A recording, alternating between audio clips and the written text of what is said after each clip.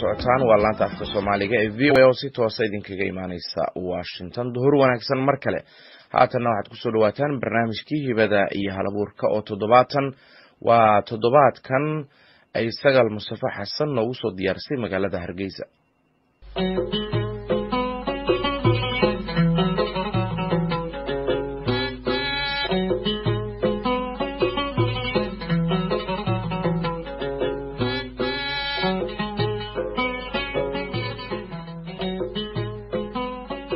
dhegeystayaal ku soo dhawaada barnaamijka hibada iyo halabuurka oo idinka imaanaya magaalada Hargeysa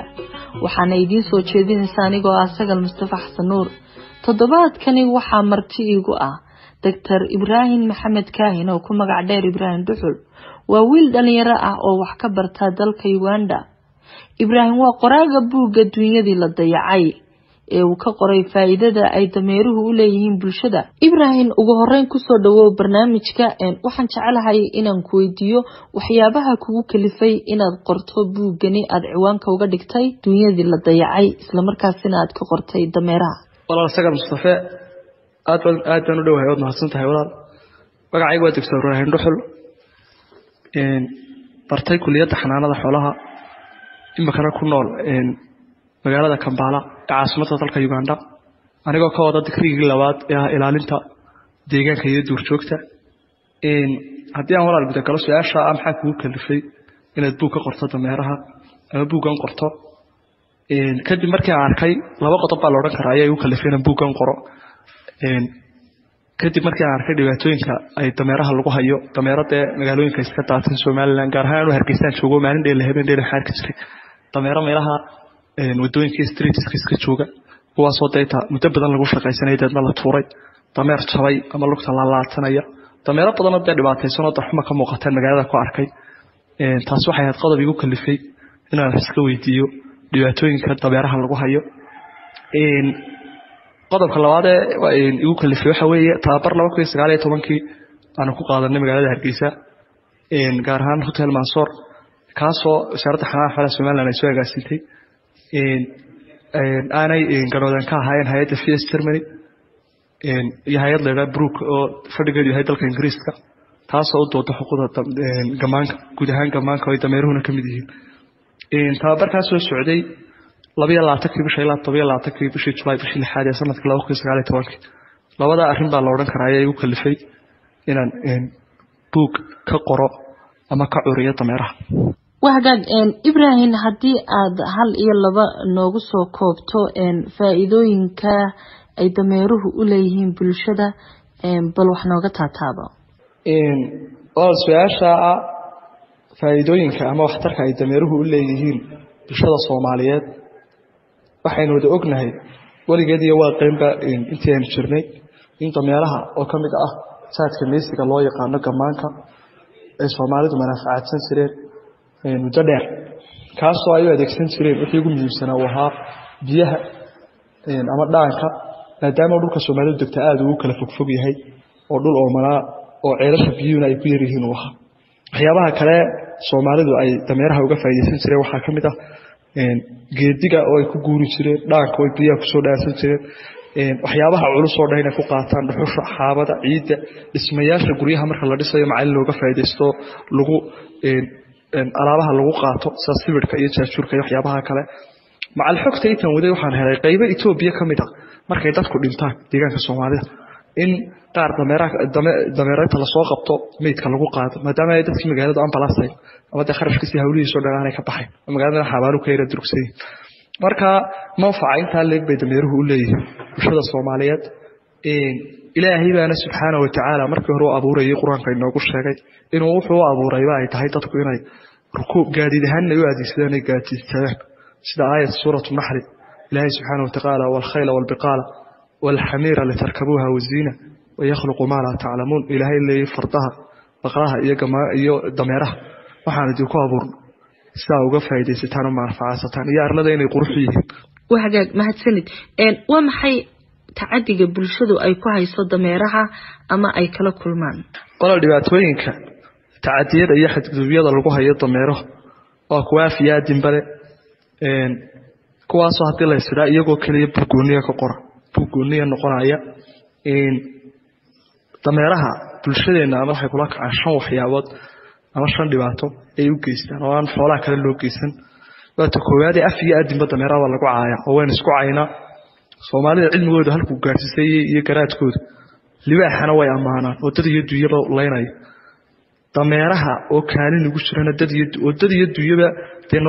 noloshooda oo dhan wanaag iyo khayr iyo manfac mooyaan dhibaato ba u lahayn way isku caaya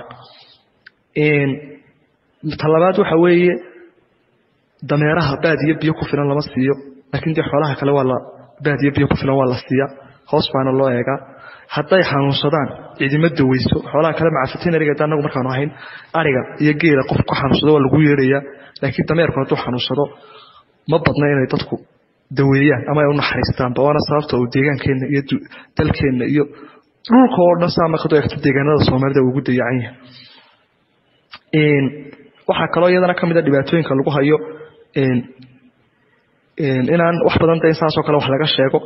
ama markay gaboobaan halka xoolaha kala iyaga la daryeelay inkastoo iyaga qaar kood la qashaba oo aan kuwaniga la qaran karin dameeruhu markay gaboobaan iyaga waa la tuuraa oo banaanka lagu sii daayay muddo badan qof baa dameer ku shaqaysanayay maalin alla iyo maalinta xoog gabo banaanka u tuuray kood taasay u dheer tahay dilkii iyo caydii caruur yar baa loo dhiibay Hargeysa waxaad ku arkaysaa qaar caruur yar soo dhaamina dhakada uga bixin sida ay u wariyeen had iyo habeen waxaad arkaysaa dhibaato joogto dhamaanayn baa dameeraha lagu hayaa waxaana ka rajaynaynaa inay buuggaasi inuu noqdo buug buuxiya kaalinta iyo dhacanta bannaan ee ah dadku markay wacyigooda dadku inuu kordho markay akhristaan ayna halka dabeedna dadku ku joojiyaan dhibaatadii iyo gabadfaladii iyo tacadiyadii ay kula kacayeen dameeraha markay gartaan kaalinta ku jiraan diinta islaamka halka ka mudan yihiin iyo dhibaatooyinka aynu wanaaga manfacaynoo leeyihiin oo dhan markaynu aragno in dhibaatadoodu ay ka yaraato insha Allah taala ka dhiga karteenay ma jira cid ka caawisay ama gacan ka siisay arintani hayo maadaama uu yahay mowduuc cusub ama ugu baahan waan hore waxba looga qorin way adkaanaysaa mowduucu markuu ugu yahay inaad xog fiican ka hesho mid kasta muddo badan waday ururintiisii iyo dabagalka mowduuca gaar ahaan dhaqanka Soomaalida suugaanta mahmahayada heesawleedada iyo inahaas ay u raadinayeen waxa jiray dad badan oo xogta wixii ay dameeraha ka hayeen la wadaagay oo asxaab aad igu dhow ahaa kuwaas aan ka xusi karo dhowr qof oo kamid ahaa Dr. Shaafici Qaasim Nuur Xasan Cabdiraxmaan Cilmi Dr. Ali Maxamed Ali iyo Dr. Cabdiraxmaan Cabdiraxmaan sidoo kale daabacada buugan waxa qayb laxaad la ka qaatay dhowr urur kaasay kamid yihiin kuwaas oo dooda xuquuqda dameeraha kaasoo kamid yahay ururka Honest PCA sidoo kale waxa qayb weyn ka qaadatay wasaaradda xanaanada xoolaha Soomaaliland xarunta dhaqanka Hargeysa iyo duqa magaalada Berbera Cabdishakuur Ciidin Maxamed ma jirtaa caqabad ama dhibaato ka hortimid intii aad waday buugani walaal way jirtaa caqabado fara badan oo muddadii aan buugga waday aan kala kulmay kuwaas oo kala qaybsamaya laba mid hortay ah af iyo adinba oo dadka waan soo dhaweynay dadka maadaama xayawaanka loo darnaa kamaanka nooc kamid ah dadka saaxiibadeedii aadka igu dhawaa markan buugga dameeraha waday way ugu ciyaari jireen kuwa kale bulshada buugga dameeraha ay u arkaa waxay ka soo qaadi jireen waxaan muhiim ahayn in waqti badan lagu lumiyana aan maanta qiimaha inta leeg aan lahayn ama aan u qalmin inuu yahay caqabada labaad waxa weeye xog la'aan oo maadaama mowduucan hore wax looga qorin oo ugu bahaa in la soo ururiyo dhammaan wixii dameeraha laga yiri samahmahayadoodii suugaantii cilmigii kale caadiga ah ee maadiga ahaa xanuunadii ku dhici jiray in wixiiba la soo ururiyo sawladoodii oo kala fiiqsanayo buug kala duwan ka soo qaatay ama dad fara badan iyagana qaar aan weydiiyay waxa soo dhan iyaguna waqti iyo hawlba iyaguna iga qaatay dambe inaan ku bixiyo marka caqabadaha ay soo wajahay ee ugu fara badnaa labada caqabadood oo ka mid ah haddii aan tuduc ama laba aynu ka soo qaadano oo xiiso leh buuggan aad ka qortay dameeraha gaar ahaanna cutubka labaad ee suugaanta bal wax nooga sheeg ها walaal way jirtaa mawduucyo aad u xiiso badan oo buugga dhexdiisa ku sugan kuwaasoo ay ka mid yihiin labadan tuducood oo kala ah miduu tiriyey abwaankii weynaa cabdiqays kaasoo ku jiray buuggiisii darmaaniyo dalxiis meerisyada waxaa ka mid ahaa qaar uu ku garnaqsanayay dameerkii xabsiga lagula xidhay dowladdii dhexe markaa uu tirinayay suugaanta abwaan cabdiqays ayaa dameerkii maruu u jawaabay wuxuu lahaa waxmaan dilin dad maan dhicin maandooriyayaasha iyo daroogada mid soo gura maan ahayn dalxiisow ganacsade dilaalihi hubka lagu dagaalamo weligay dushayda iyo duudkayga kuma raran dunyadoodu qaar bay tahay dacar qalaadhiyo deeq lagu khasaaree ma daldalan sidoodii dadkoo baahan keligay dibirada ay eegay duhurkii kumaan odhan baananka dulsaarkiyo halka deynta laga helo dacwadiguma soo qorin sidoo kale waxaa jiray maase aad u ahayd oo uu tiriyey abwaankii weynaa ee cabdi iidaan faarax maansadaas oo abwaanku uga warramayay dameer u lahaa oo aad u qiimo badnaa kaasoo waagii biyowaaga hargeysa duleedkeeda intuu inama u dhiibo biyaha lagaga soo dhaamin jiray markaa dadkii ehelkiisa ku ahaa iyo ninay saaxiibayiin ayaa dabeedna dameerkii in badan adigu fadqalaleeyey oo maagay dabeedna isagoo u jawaabayay qiimaha iyo qaayaha uu dameerku agtiisa ku leeyahay ayaa maansuu tiriyey aad u qiimo badnayd meersyo maansadaa ku jiray waxaa ka mid ahaa ninii xigay xasabe iyo toliyo xidid bay ii dhaanye waa kii abaartii xumayd xaaska kaafiyey haddaanu xerada berigii ku jirin ma xaragoodeene alla ilaahay xilbiiga furtiyo xan iyo ceeb weyne ha yeeshee xaskigala baxay waan xasuusnahay xoolaha qaneecaadka waa lagu xanaashaaye kolba waxaan la xayraamaya xaaladan badae aniga xaashiyow neefku waayo xuliyo hoobaane kolkii 2 bahood loo xintamay xaysurmaan noqoyi waxaan xadhigga qoobka ugu suray waan xafidayaa xijaabtooyinkii waan ka baqay inay xareeyaan xaggaa u foofi inaan yahow ay xasaradayn kuwaas waa meerista ka mid ah soo qaadanay kuwa ku qoran buuggan dunyadii la daayacay dameeraha sidoo kale ilaa 9 gabay baa buugga ku jira sidoo kale waxaa ku jira 50 maahmaahood oo maahmaahayada dameeraha ay inta badan Soomaalidu adeegsatay hees hawleed ugu dambeyntii maxaa talo u soo jeedin lahayd bulshada dhaqata dameeraha ugu dambeyntii ama guntiga gunaanadkii waxaan halkan fariintan dadweynaha halkan u marin lahaa ama bulshada ama qoomiyadda Soomaaliyeed ee dameeraha manaafacadsata iyo magaalada mid mulkiilaa iyo mid loo shaqeeyo loogu shaqeeyaba ama qof kaloo arkayo agtiisa lagu adeegsanayaba waxaan halkan uga jeedin lahaa fariin wacyigelin oo ah inay si wanaagsan dameeraha ula dhaqmaan ay u naxariistaan in la yareeyo oo la joojiyo ama hoos loo dhigo oo laga dhaxlo buugga waayo aragnimo iyo tusaale dadka ku hagaaya xagga wanaagsan oo xagga naxariista xagga ilaalinta xagga daryeelka maadaama nabigu calayhi salaatu wasalaam xadiis ahaa in allaha kataba al-ihsaana calaa kulli shay ilaahay subxaana watacaala shay kasta waxayna amraya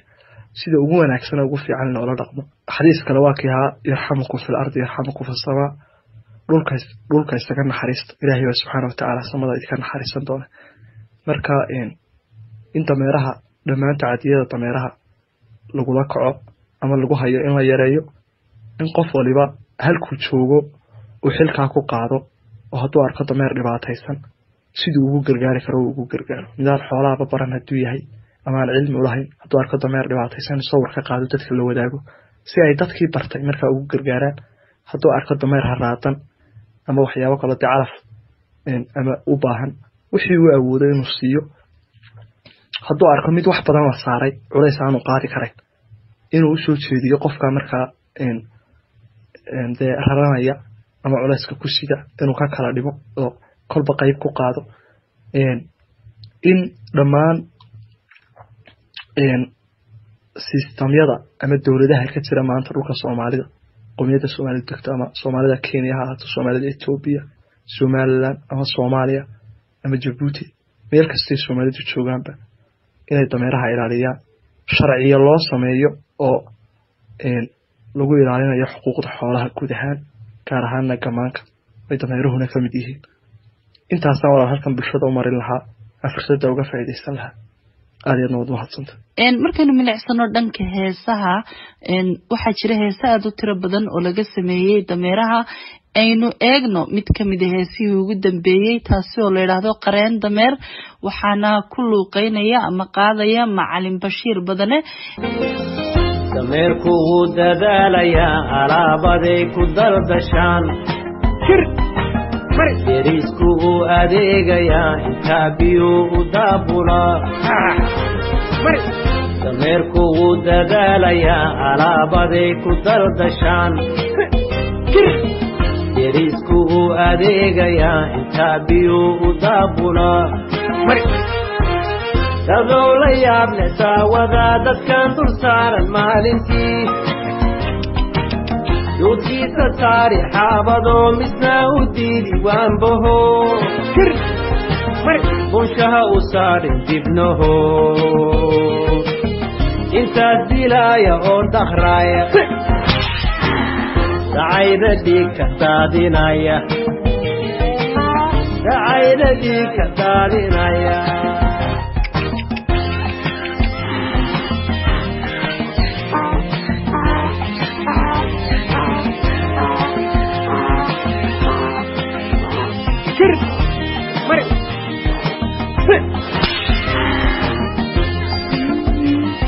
waxaad dhageystayaal intaas waxaanu ku soo gabagabeynaa barnaamijkeeni gaarka ahaa ee hibada iyo halabuurka waxaana toddobaadkan uu idinka imanaya magaalada Hargeysa waxaana idin la socodsiinaysaa anigoo Sagal Mustafa Xasan Nuur waxa marti igu ahaa Dr. Ibrahim Maxamed Kaahin oo ku magac dheer Ibrahim Duxul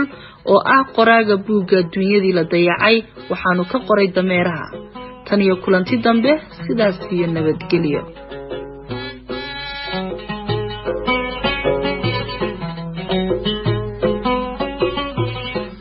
mahadsanid Sagal Mustafa Xasan oo barnaamijkaasi magaalada Hargeysa noogu soo diyaarisay dhageystayaal waxaad nagala socoteen laanta afka Soomaaliga ee VOA oo si toos ah idinkaga imaanaysa Washington daqiiqadaha idaacadda nooga haray haddii aan idin dul maro qodobadii wararka caalamka ugu doorka roona la taliyaha amniga qaranka ee madaxweynaha Soomaaliya Xuseen Sheekh Cali ayaa VOA u sheegay in dawladda Soomaaliya aysan wax waan ah kula jirin kooxda Al-Shabaab waxa uu sheegay in siyaasadda ku aadan wadahadal lala furo Al-Shabaab aysan waxba iska bedelin wax wada xaajood ah kulama jirno kooxda hase yeeshee shakhsiyaadka doonaya inay ka soo baxaan kooxda waxa la marin doonaa nidaam hufan si ay xaq ugu yeeshaan cafiska rasmiga ah ee dawladda ayuu yiri waxa kale oo la taliyuhu sheegay inaysan wax codsi ah oo wadahadal khuseeya ka helin kooxda Al-Shabaab hadalka la taliyaha amniga qaranka ee madaxweynaha Soomaaliya ayaa ka dambeeyay kadib markii wakaaladda wararka AP ay daabacday warbixin soo xiganaysa wasiir ku-xigeenka wasaaradda gaashaandhigga ee Soomaaliya Cabdul Fataax Qaasim Maxamuud oo sheegaya in dawladda Soomaaliya ay codsi wadahadal ah ka heshay kooxda Al-Shabaab 19 qof ayaa dhintay 20 kalena waa ay ku dhaawacmeen shil baabuur oo hadda maanta ah ka dhacay gobolka Xiangji ee bariga Shiinaha shilka dhimashada badan sababay ayaa barakoodii habeenimo ee waqtiga gobolkaasi ka dhacay countiga Najang sida ay warbaahinta CCTV oo soo xiganaysa saraakiil maxalli ah ku warantay